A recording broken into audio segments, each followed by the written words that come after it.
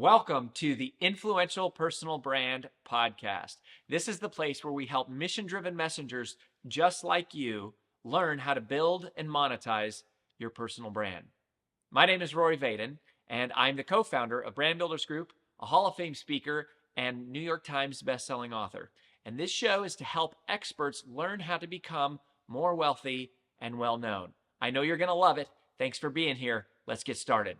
But the most revered position in a hotel is the concierge. And the concierge anticipates needs you don't even know you have. And what I want our listeners to think about is, I want you to think like a concierge, not a bellhop. A bellhop is transactional, but a concierge is transformational. Well, today I'm going to bring you a fabulous high energy interview from one of my longtime friends in the speaking world, and I've known through the National Speakers Association, Neen James. Her new book is #1 right now on Amazon, and she works with some of the biggest and brightest and best companies in the world to talk about creating luxury experiences, and luxury price points is what we're going to talk about. But she's worked with the Ritz-Carlton, with Fairmont, Comcast, Viacom, Cisco, the Four Seasons, and she recently was appointed to the board of the World Luxury Chamber of Commerce.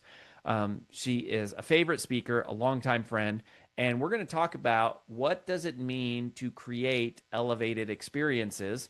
And her new book, by the way, is called Exceptional Experiences: 5 Luxury Levers to Elevate Every Aspect of Your Business. So we're going to talk about how to sell those experiences and how to deliver exceptional experiences. Neen, welcome to the show. G'day, gorgeous. It's great to be back serving your fabulous viewers and the listeners to this podcast. Yeah, it's not that often that we have somebody back, but we've had you a couple times. It's been a while though. Yeah, it's been a minute. It's been a hot minute. So tell me about exceptional experiences. And here's the thing, I guess, to tee this up a little bit for the audience, you and I were talking about this before.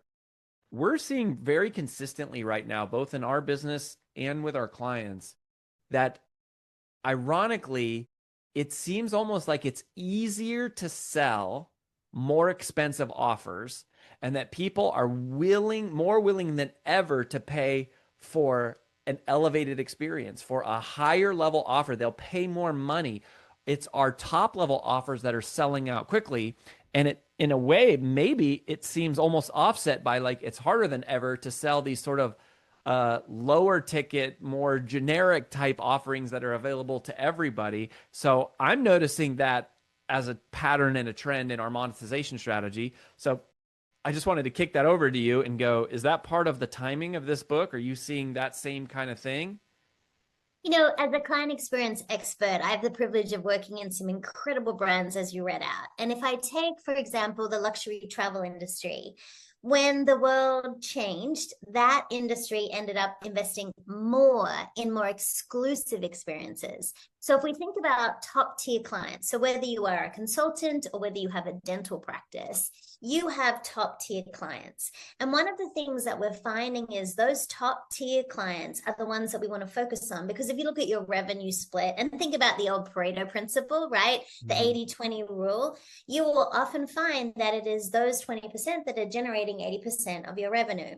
What we noticed in the luxury travel industry is what people wanted is more unique experiences. They wanted to be first to discover a location, and then they wanted to share it with others.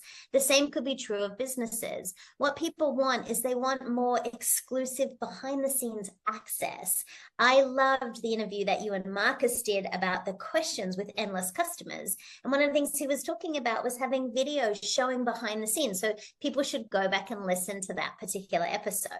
What we're seeing is it doesn't matter whether it is luxury travel, whether you are in financial services, what people are willing to do now, because what they're associating is they're associating that exclusivity, that exceptional experiences with their own values and success. And so it is a lot easier to sell a high-end item where people already perceive the value will be there because of the ticket that you are charging for that, as opposed to, you know, some people thought it was a volume game, like those small things, you know, they would say, start the funnel with something kind of free or something low end, and that might work for people. But what I'm noticing is people want a personal touch, and what luxury brands do better than anyone else, Rory, is personalization and customization. And you don't have to be a luxury product to provide a luxury level of service. So regardless of what kind of product you have, when you're listening to this, you could easily offer a luxury experience. You just need to know how. Yeah. Well, I want to talk about that. And I mean, we've definitely seen this. People are paying more to just be in a small, intimate setting with myself and like some of what we call these events, mastery events that we started doing, where it's like I get a little bit of time to work with each person directly one-on-one, Right. versus like, a huge virtual or in-person presentation where there's hundreds of people in the room, to that point about personalization and customization. So you talk about 5 levers that, basically business owners can pull. You call them the 5 luxury levers of the experience elevation model. So can you just tell us what are those? Because I think as people start to go, okay, is there an opportunity for me to create a higher level experience? What would that look like? How do I go about doing that? Walk us through the 5 levers. Sure. Because I consult to so many CEOs and their teams around the world, whether it is luxury or legacy brands, what I've been able to apply this experience elevation model to medical, to hospital emergency rooms, to, media companies, obviously to hospitality. And what I've found is through my consulting and through the research that I did, I have the only research study of its kind into luxury as a mindset. And so what we discovered was that really when you want to think about 2 things as a leader, this book is designed based on my consulting model that I already use to drive 2 things. How do you capture attention? Let's call that mind share. But how do you drive revenue? Let's call that market share. So if you're listening to this, imagine there's a triangle, and at the bottom, it's about capturing attention, and that's mind share. At the top of the triangle, it is market share, where we want to take those clients we're capturing their attention and have them become advocates. The whole goal is to have people out there also talking about your business. This book will help you do that. It's like a playbook with all the systems. The first of those luxury levers, I say levers. The first of those levers is entice. And using entice is how do you then tell the story about your business? How do you position yourself?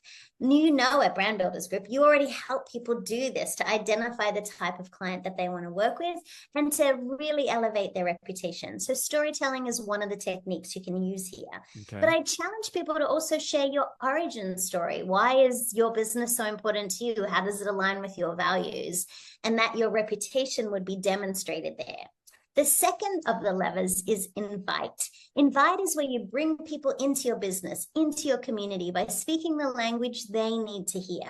We even outline different digital and analog communication methodologies in the book to be able to deepen those connections. Then we move up to the luxury lever of excite. It's here that we want to be doing things that are share-worthy. Are your clients, not only do you have their attention, but are you doing things that they want to talk about with others? It's about engaging the 5 senses, Rory. And if you have a digital business, it's about using language to create a more sensory experience. But if you have a physical business, how can you then think about elevating that using the 5 senses? We then move into the luxury level of delight. This is one of my favorites because this one here is where you show people that you know them really well. This is where you also make people feel like they're seen and heard and valued. And just between you and I, Rory, that's a whole stealth message of this book, is how do you really make people feel seen, heard, and valued? I'm using examples in the book from luxury brands, but we can all do that every day. And then the 5th of the luxury levers is ignite. This is where you create advocates of those same clients. This is about helping educate them to give you those referrals. Maybe it's about hosting exclusive events so people could feel like they're really important to you. Maybe it's developing a gifting strategy, but it's surrounding their lifestyle so you become top of mind and top of market for that particular client. So we start with entice, then we invite, We then excite, delight, and finally ignite. We drive mindshare and market share using this model. Mm-hmm. Yeah. I, let's. I want to talk about the share worthy stuff a bit because I think that is hard to do. I mean, it's like it feels like it's getting harder and harder to impress people. You and I have a mutual friend, Eric Chester, and Eric was one of my speaking mentors, right? And I remember growing up in the business where Eric was like, when I used to do presentations, people would go rousing applause and they were just absolutely nuts. And today they just kind of like, okay, good job, buddy. Like, like it's just like the I guess the threshold or the level of expectation of like what blows somebody's mind just seems to be getting higher and higher and higher and higher. So, what do you think are some of the kind of things that people do to create those, I guess, remarkable moments or make them share worthy, as you say, to go like, this is what you do when you do this. This is the kind of stuff that people are going to share about, because that also is like even creating free content. We're trying to make our content share worthy of like, we're Sure. trying to create Yeah. something that people go, yeah, well, hit the share button. Like that's still like Yeah. perhaps the most important button on social is the share button. So Yeah. what are you seeing are the dynamics, components, characteristics of things that really reach that share worthy status?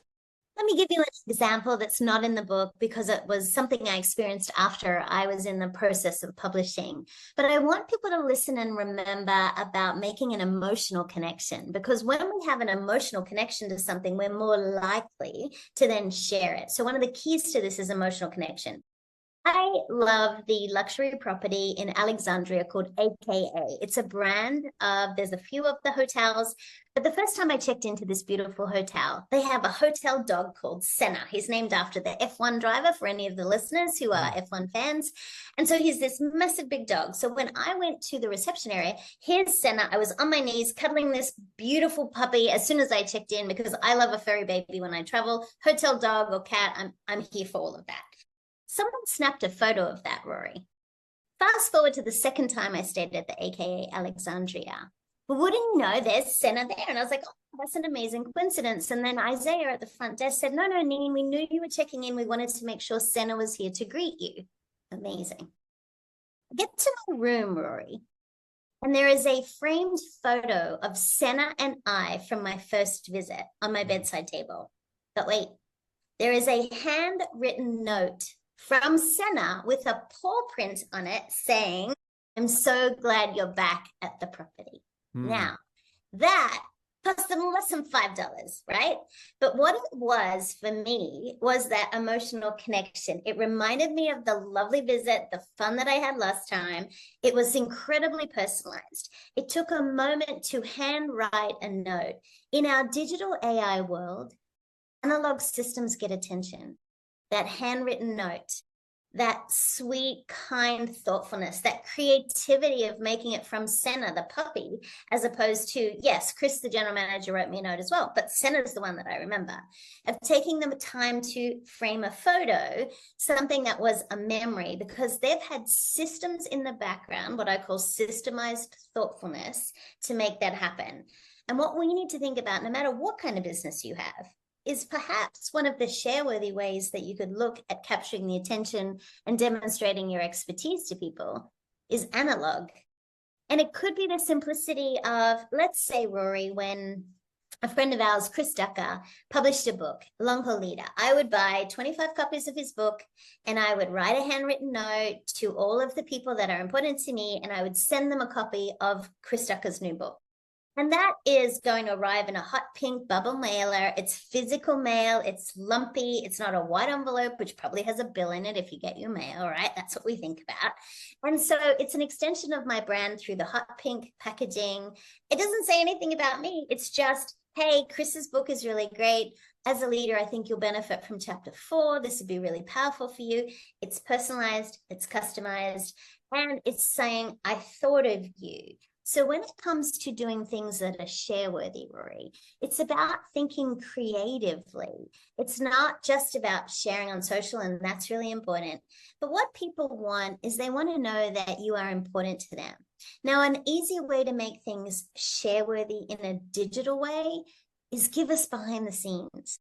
Give us what's happening. Let us Yeah, what meet. does that mean? What does that mean exactly? So Yeah, let's say, tell me for about that. example, let's say you're a dentist office, right? As a dentist office, there's going to be things that are happening behind the scenes. As a client in the dentist, it would be really cool for me to know who are the team members? What's the process? What do they go through in a day? What do they joke about? What are things that we need to know? You could shoot that video and put it on the Instagram stories. Doesn't have to be on the grid, but it's an easy way for us to get to know, wow, this dental practice has personality. This is someone I'm like, oh, so when I go to see my hygienist, I say, oh my gosh, how was your trip to Bali? How's your family? Like little things that help me feel more connected. So what we can do is, if, for example, at a hotel, they might interview the chef about why they designed the menu they did. If you're a mechanic, it might be about showing us behind the scenes of how you set up, how you take care of the cars. We need to think more creatively about using video. Video is the future of communication, as we know, and people want to see the unedited, unfiltered, genuine, because, you know, with what you do with people and their reputation, building that trust is so important. So what would be an easy way to do it is capture some video, interview your team, and then post that and share it. Or even with me as a keynote speaker, as soon as I arrive on property, I will take out my phone, I'll shoot a short video for the meeting planner and say, Rory, I just arrived. I love my hotel. I can't wait to see you at soundcheck at 7 a.m. Have a great night. I'll see you and your wonderful audience tomorrow. I just text that off to the meeting planner. It takes me less than 2 minutes to do that. Meeting planners love it because it's personalized, it's digital, it's easy, but it just helps you then. The meeting planner goes, it's one less thing I have to worry about. The coffee's hot, the room's going to be warm enough, and Neen's arrived. So what we want to do is also think about how can we stand in service of our clients in a unique way, and video is an easy way to do it, using digital or analog. There's so many ways you can capture attention. Mm-hmm.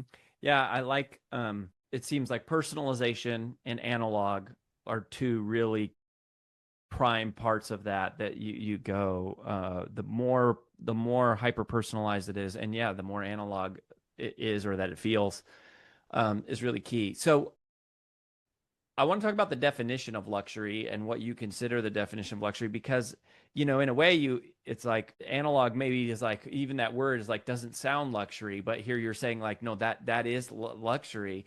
So what are some of the misconceptions you think that people do have about luxury, and how do you sort of reframe that?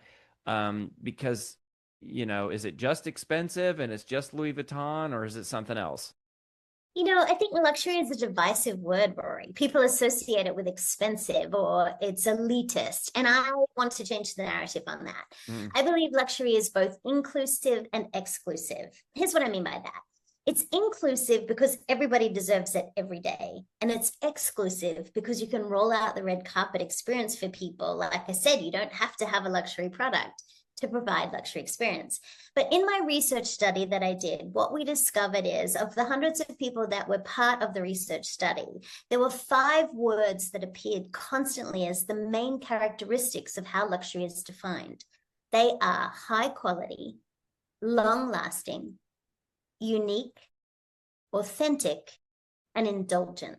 Now, for most people listening to this call, the only one they may not relate to as much is indulgent, because as leaders, we want to be high quality. We want to have legacy and be long lasting in our brands.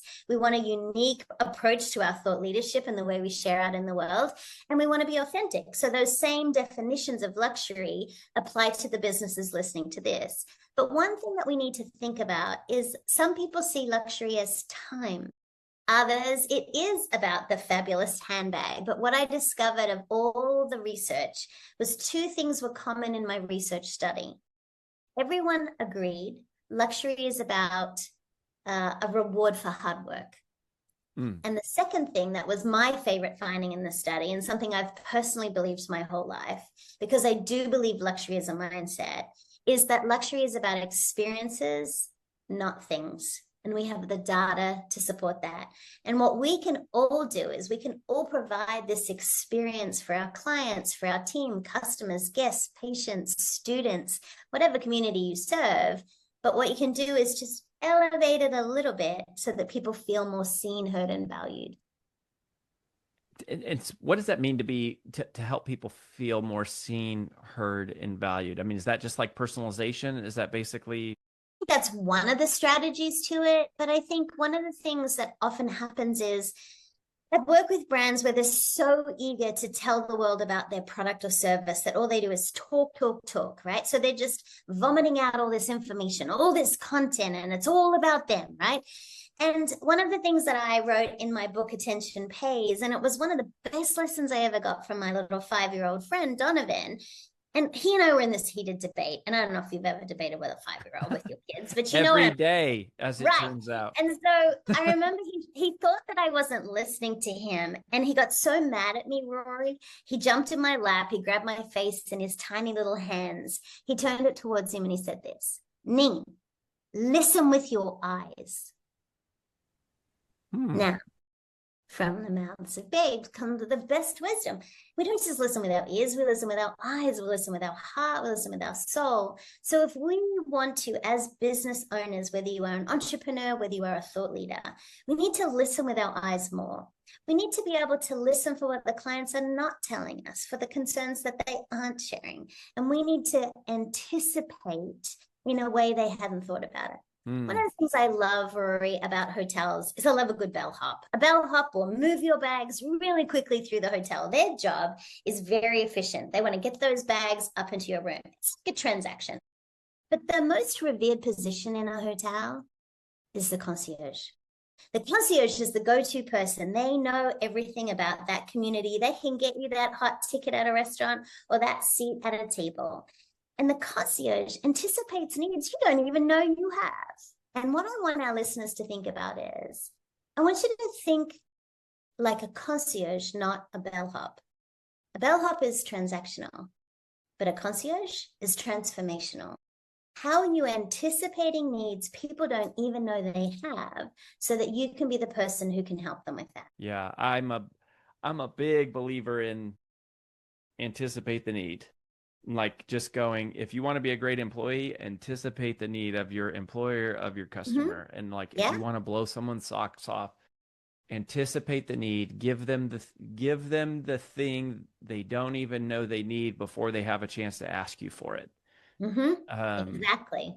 And I think that's also what makes a great gift giver is like when somebody's like, they hear you be like, oh, I'll never forget. So when AJ and I first started dating, actually we weren't even dating, it was right when we first met. We were living on the road. We were living in these corporate like apartments, and we were all just kind of meeting each other and stuff. And it was my birthday. And what had happened was we had all started going to like these yoga classes together, and we had never done it, but we were like, it was close by or whatever. And we were just looking for something to do. And she gave me a yoga mat for a birthday present. And I was like, I was so touched by how thoughtful it was, because I was like, oh, she's not just like Googling great gifts for, random guys that I just met. It was like she was thinking about what I was doing and going, what could I get for you that would be so useful for you, but you haven't even thought about needing that yourself. Yeah. And I think, personalization requires information, right? Customization requires connection, but anticipation requires fascination. And so if we're fascinated. Oh, go back and say all that again. That was a lot of shuns, and that was really good. I want to hear that again. So slow that down. Personalization requires information. Personalization requires information. Information. Okay. Customization requires connection. Okay. Anticipation requires fascination. Mm. She was fascinated with you and what was going to make you happy and things that, so that fascination is the same fascination we need.